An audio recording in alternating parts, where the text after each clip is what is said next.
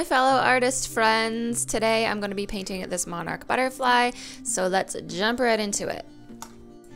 I just purchased this cool LED tracing light board and I wanted to use it. So I'm taking one of the sketches that I quickly drew out of my sketchbook and I'm just using this tracing board to transfer the sketch onto my watercolor paper.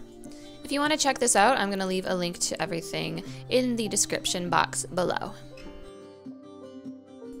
So now that my sketch is complete, I'm working on filling in all the little orange areas.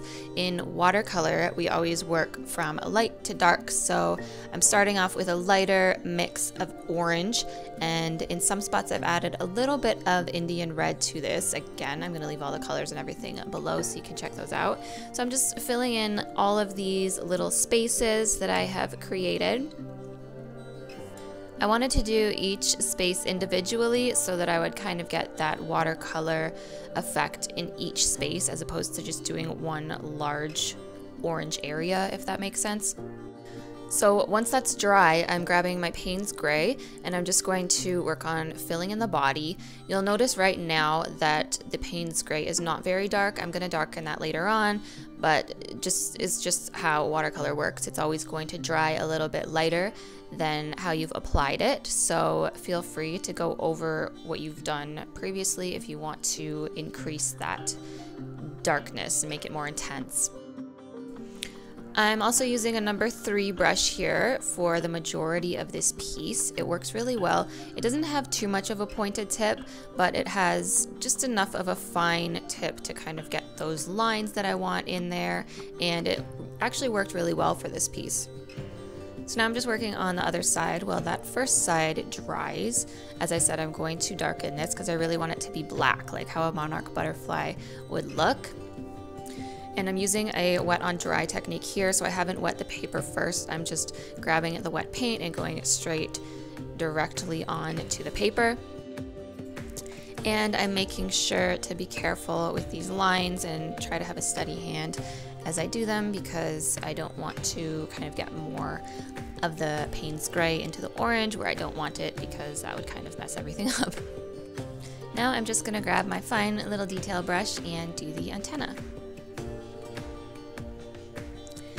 Now that that Payne's Gray is dry, I'm going over it once again just to darken it using the same Payne's Gray and water mixture that I used previously, and this is just going to really start to make the colors pop a lot more.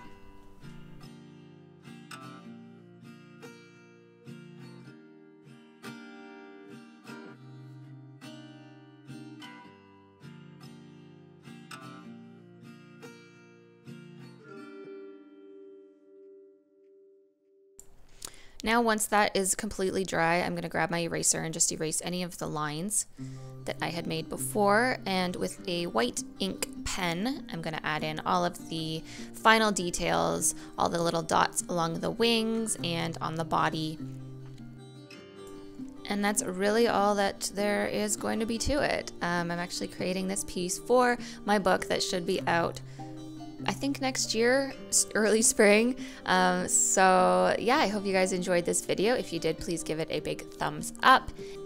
And as always, I would love to have you in my watercolor workshop. It is a members only website where I teach you the ins and outs of watercolor painting. You'll have tons of projects. I just added a really cool sketch library on there, so check it out. I'm going to leave the link here and I hope to see you there.